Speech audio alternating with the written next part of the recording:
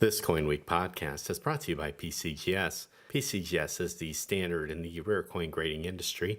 To learn more about submitting your coins for grading, visit www.pcgs.com to learn more.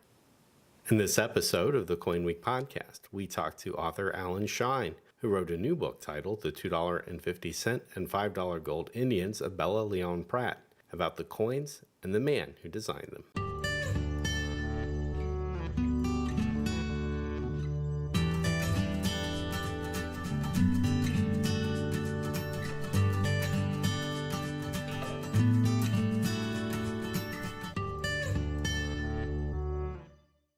Hi, Allan. This is Charles Morgan from CoinWeek. Thanks for joining me. Hi, Charles. How are you today? I'm doing good. So, I last saw you at the A&A World's Fair of Money. You were busy walking the bourse, marketing your new book on the Bigelow-Pratt $2.50 and 5.00 gold coins. It's a book that we discussed in depth on CoinWeek and like very much. What is the reception that you are getting from other dealers and collectors? The response has been very positive. And as a result of that, I find myself doing more, not from the standpoint of writing, but of shipping books and marketing and trying to put pieces into place to get the book out into collectors and dealers' hands. So what exactly has been the response from dealers who specialize in this area? Have they given you any constructive feedback about the quality of your research and your all-around presentation? It's been better than I would have had reason to expect. I mean, the compliments that are coming my way are just over the top. They really are. You know, you work hard and you do the best you can to get the results that you want. And then once it's out in people's hands, they're the ones that give you the feedback as to how well you did, because it's very subjective. You know, you think you've done a good job and you do the best that you can. And then it's up to other people to kind of let you know where you were on track and if you were off track. And so far, there's been nothing but positive compliments. I've had people refer to it as a truly great numismatic work, which is really something that I would never have expected anybody to say. And I'm very gratified, and it's gives me a lot of pride.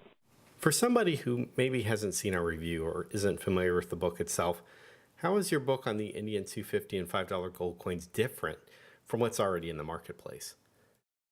Well, I wanted to bring Pratt out from under the shadow of St. Gaudens. He's always been mentioned as an also-ran. St. Gaudens was the senior sculptor, and Pratt himself did apprentice with him. And had he lived longer, I think he would have been able to make a bigger impact nationally on the sculpting, I wouldn't say marketplace, but as a sculptor. He did a tremendous amount of work, but he just never got the recognition. He wasn't what would be considered a political sculptor like Daniel Chester French. He was a family man. He had a lot of personal interest. He loved his work, but he didn't get extremely aggressive on going after national commissions like a lot of other sculptors did and still do even today. So he was happy in the environment and the world that he set up for himself, and teaching at the Museum of the School of Fine Arts in Boston. Had 4 children. Was an avid fisherman, a golf player, a tennis player, spent summers up in North Haven, an island off the coast of Maine, and kept people in his life pretty much from the day that he met him, which is pretty remarkable. So, you know, he just, I don't know how I would say it, but he was a very well-rounded individual, but he was also down to earth. His life was not really remarkable from the standpoint of the fame and the popularity that he got. A lot of the work that he did really was. You referred to the coins as the Bigelow-Pratt coins, and that is very much how they were referred to. But Bigelow was a facilitator. the idea that he had to do the incuse coins, or which technically is actually a sunken relief or an Egyptian relief, was something that Pratt and his assistant had hit upon in his own right. And by Bigelow coming along and asking him to work on the project and having this idea was more of a validation of the concept than the origination of the concept, in my experience and from everything that I've read about him. You know, one thing I think people may not realize with these designs at this period, first off, was that it was the first real era where the Mint's in-house art department was almost completely sidelined by external artists. Of course, this was a political decision.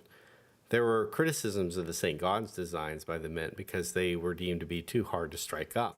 Then there were also criticisms of the Pratt designs because of the incuse relief.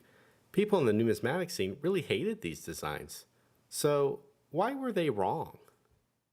Well, time has proven their popularity. I don't think it was the general public that was so much against it, but it was more a matter of certain dealers and numismatists that were out there that didn't believe in the idea, that looked at it from a negative perspective, that they wouldn't stack, that they would hold dirt, that they wouldn't be popular. And as it turned out, when these did arrive at banks, there was a run on them. People couldn't get them fast enough. And every year, at the holiday season or towards the end of the minting year, is when they were provided to banks, and these were put away in huge numbers and given as gifts. I came into my first coin after my father died in 2010, my first gold Indian. I remember he talked about a gold coin, a $5 gold coin that his father had, but he never gave me a description of it. But he mentioned it a number of times over the course of his life. And he thought that at one period when his older brother was on hard times, that he sold it. But actually, my dad lived to just short of 96 years old, and he had put this into a safe deposit box more than 40 years before when he moved down to Florida and forgot about it. So when somebody remembers something that makes such a strong impact on them, I think it says more about the design and the impression that it left than the opinions of certain people who, for political reasons, may or may not have liked it. And, it wasn't totally invalid. There was the potential for it to hold dirt. This is something that Pratt wrote about himself in his letters to his mother.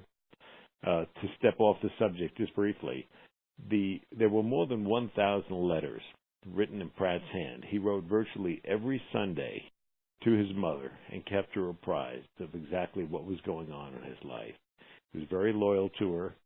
The only periods of time in which there is no correspondence is prior to him starting school at Yale, and during the summers when his mother would come in from Kansas City, where she lived, even though he grew up in Connecticut, and they spent summers together. There was no reason for them to write letters. But the fact that there are so many coins that are still coming out of people's grandmothers' jewelry boxes and safe deposit boxes, even today, I think says very clearly that people like these, if not loved them, put them away, gave them as gifts, and revered them as a piece of medallic art that they could carry in their pocket. It was... Well, go ahead. No, I said, well, I don't think this is a controversial statement, but there really is no comparison art-wise between Bigelow's design and the Liberty Head coin that preceded it. Okay, Bigelow designed absolutely nothing. No, I'm sorry. Let me say that again. Okay. Yeah, I don't think this was an art. He was. Yeah, I'll start the whole thing. Yeah, I didn't mean to say that. Yeah, I don't think this is a controversial statement, but I don't think there's much of an artistic comparison between Pratt's design as executed and the Liberty Head $5 and $2.50 design that preceded it. No, I think they were a total departure from anything that had come before. Stephen Roach had written an article back about 1999, and he referred to it as a photorealistic coin. And I think that's a very accurate description. You look at this and you see a portrait, artistically done. Even though Charles Barber made numerous small modifications, the basic design, as it was created, still exists.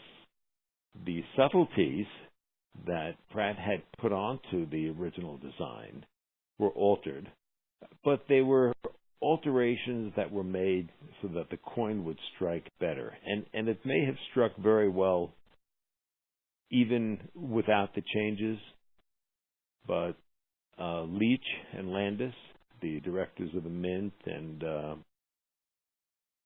the Treasury, gave Barber a tremendous leeway, saying that, he knew what changes need to be made to strike the coin properly. And even with those little changes, there were small anomalies, numerous small anomalies that appear on the coins when you look at them under, microscopic examination. But to put the original design side by side with the adjustments after Charles Barber got his hands on the dies, the master hubs, you can really see that he took something that was a piece of refined art, and elements of it became more of a caricature, especially the head and the face of the eagle. It's funny that in both of your books, the Barbers played a sort of a secondary role. I mean, they also, modified the Pelé design that was the subject of your book, Caballito Peso. Yeah, he didn't do a great deal of modification. As it turns out, more information has come to light since I wrote the book on the Caballito. And there was a uniface coin that was a design. See, what happened with the Caballito Peso was that it wasn't striking well because there were uneven areas. So the waves on the lake, on what is technically the obverse, but it's, perceived as the reverse, the eagle side. Right. The waves were very undefined. The wing feathers on the eagles were undefined. The folds on Liberty's garment were relatively undefined, even on the horse and all hair details. So Pelé himself made some adjustments to it. And there were just small modifications that were made. When I look at the patterns that were done in 1911 that are struck on bronze and brass, you can see that there was really very little change that was made by Barber afterwards to the designs that Pratt had done. But there had been a lot of disagreement and a lawsuit brought by Pelé against the Mexican government for anybody altering his art. And it was kind of surprising that with a minimal amount of work, they actually paid 1,000 pesos to Barber for the work that he did. But there was a very strong relationship between the U.S. Mint and the Mexican Mint, because the production director of the Mexican Mint had spent months in Philadelphia working and learning from Barber, and also spent time in Denver as well. It's funny that in both of your books, Charles Barber plays a sort of divisive secondary role. Barber was also involved in the tinkering of Pelé's design for Mexico that was the subject of your book, Un Caballito Peso. Does the research you've done in these two books give you a more sympathetic view of Barber and the role he played in the design of these coins? Or do you come away with a different opinion on his skill and professionalism? Well, I think he was probably acting in what he thought was the best interest of the Mint. But at the same time, to go in and modify every little line to enhance it, I think was unnecessary. I think he overdid it in a lot of ways. Now, the end result is that it's still a beautiful coin. When Pratt received the first coin, got to view the first coin that was struck, there were 20 original test strikes that were made from his original design. The plasters, galvanos were made because, of course, plasters and clays are just not sturdy enough to be able to withstand the process of the reducing lathe, the Janvier lathe. It could take several days to reduce something that was about 12 inches in diameter down to the size of, a nickel or the half eagle in this case. And but the lathe did a remarkable job on replicating all the details as best I understand it. There were 20 coins that were made. Several were given to the president, Teddy Roosevelt, and one of them was sent to Bigelow along with a note telling him what a great service he rendered to the country by facilitating the entire process. That coin was shown to Pratt at a function that was going on at the Boston Symphony Orchestra, and Pratt loved it. I mean, it was very secretive. Bigelow pulls it out of his pocket and takes Pratt to the side and shows it to him, and Pratt was delighted with what he saw because it was probably true to his original design. Then, without consulting him at any point, changes were made, and when he saw the first production issues, he referred to Barber as the butcher at the mint, having ruined his designs. He said the quarter eagle was not so bad, but that the half eagle was an embarrassment, and he couldn't sleep that night. And I think it was more the coins are the same design, but they're not 100% identical, and he did a whole chapter on that.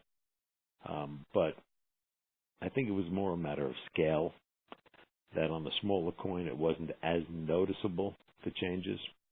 So to answer your question more directly, yeah, I think he was pretty pompous and officious in going ahead and doing these changes without even consulting the original artist. Let's get back to a specific coin. You told me earlier that you actually did get that gold $5 coin that belonged to your grandfather. Tell me about it. It set me on fire because it turned out it was a 1911D, one of the key dates, and it had been taken care of sufficiently so that it graded out as a Mint State 61, and it received a CAC sticker on top of it. So what had been put away as a $5 gold coin that probably crossed the counter in my grandfather's bakery in New York is something that's worth possibly several thousand times the face value today. Well, that coin must have traveled a long way in 1911 or thereabout to come from the Denver area to New York. It traveled a long way, but did it travel through a lot of hands? That's hard to say. So what can you tell me about the coin? Can you describe its surfaces or its characteristics? My mother pulled it out of the safe deposit box, and she knew I was interested in coins and said, would I be interested in receiving these? And it's like, yeah, sure. There was also 1927 St. Gaudens and a handful of other coins. I told her where to look for the mint marks because there was, that minuscule possibility that maybe it was an 11D or that maybe it was a 27D St. Gaudens, which it was not. But they were both Mint State coins.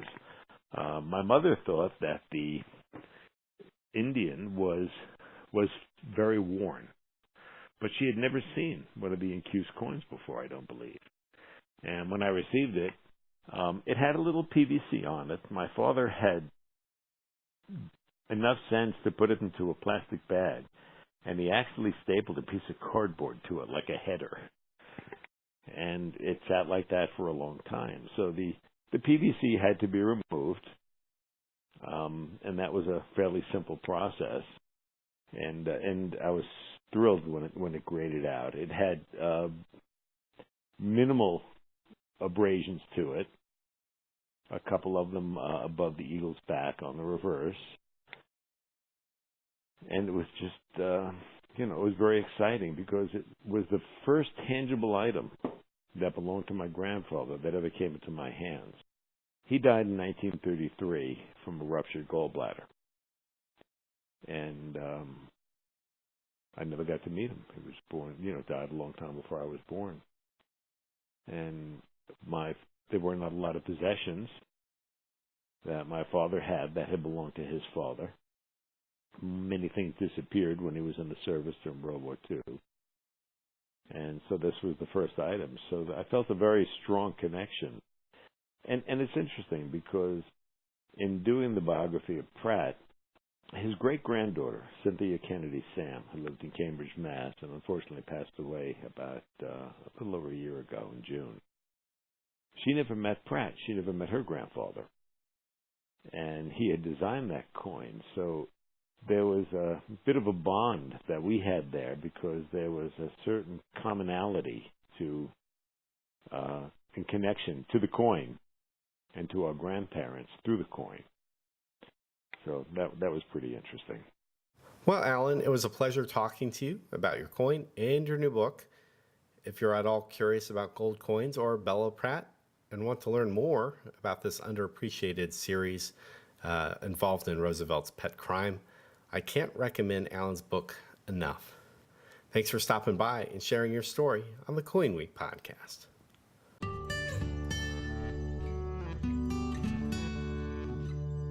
If you like this podcast, please share it with your friends. And remember, you can download all 40 episodes of the CoinWeek podcast for free on the iTunes Store.